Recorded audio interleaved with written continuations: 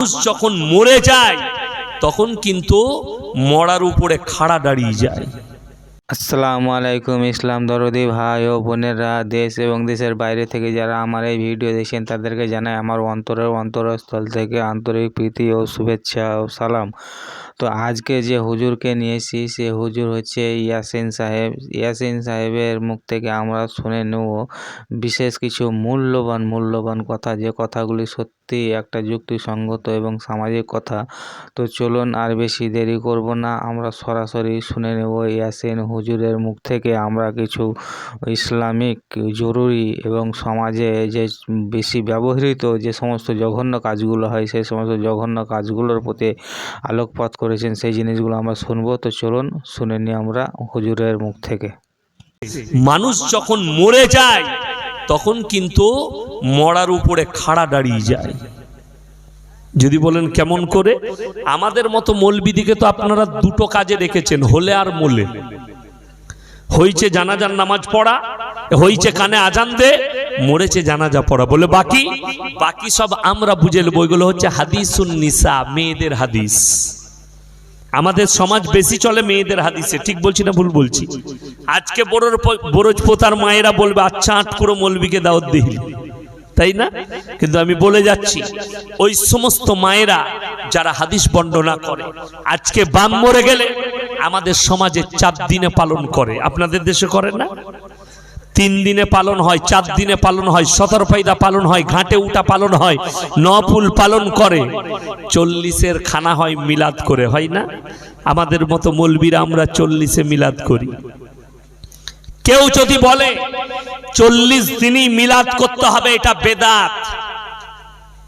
বেদাত। আপনি যদি বলেন আমার বাপের জন্য একটু খানা রান্না করে খাওয়াবো, কাকে খাওয়াবেন?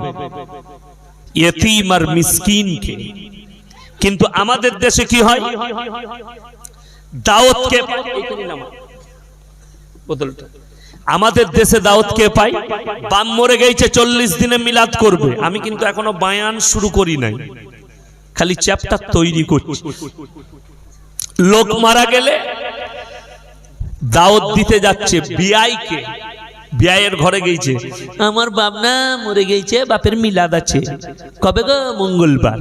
ঠিক আছে, যাবেন সবাই মিলাদ শুনতে, আর দুপুরে খানার ব্যবস্থা করেছি, দুটি খেয়ে আসবে। আচ্ছা আমার ভাই, জামাইয়ের ঘরে দাওয়াত দিতে যাচ্ছে, বিআইকে দাওয়াত দিচ্ছে, বুনাইকে দাওয়াত দিচ্ছে, এমন ভাবে দাওয়াত দিয়ে বেড়াচ্ছে মনে হচ্ছে যেন ওর বাপের বিয়ে। বুঝতে পেরেছেন না পারেন? দাওয়াত, অথচ পাড়ার মোড়লকে দাওয়াত দেয়, পাড়ার নেতাকে দাওয়াত দেয়, কি বুঝলেন, ইমামকে দাওয়াত দেয়, মৌলবীকে দাওয়াত দেয়, কিন্তু একবারও খোঁজে না গ্রামে কতজন মিসকিন আছে আর কতজন গরিব আছে, তাদেরকে আগে দাওয়াতটা দিয়ে দেয়। যদি বলেন কেন, কোরআন খুলেন। আমার ভাইয়েরা, আমার মায়েরা, বোনেরা, আমার আল্লাহ রাব্বুল আলামিন কোরআনে নবীজিকে বললেন, হে আমার বিশ্ব নবী বলো, আরো আইতাল্লাযী ইউকাযযিবু বিদ্দীন, ওগো নবী আপনি কি দেখেননি যারা দিনকে মিথ্যা মনে করে? ফাযালিকাল্লাযী ইয়াদুল ইয়াতীম, ওই ব্যক্তি, সেই ব্যক্তি যে এতিমকে ধাক্কা দেয়, ওয়ালা ইয়াহুদ্দু আলা তামিল মিসকিন, এবং মিসকিনকে খানা খাওয়াইতে উৎসাহিত করে না। আপনি হজ করে এসছেন, ফার্স্ট কাতারে নামাজ পড়েন, এসে বলছে হাজি সাহেব আমার ঘরে মিলাদ আমার বাপের, কালকে দুপুরে খানা আছে, আপনি প্যান্ডেলে বসে চরম খানা খেলেন।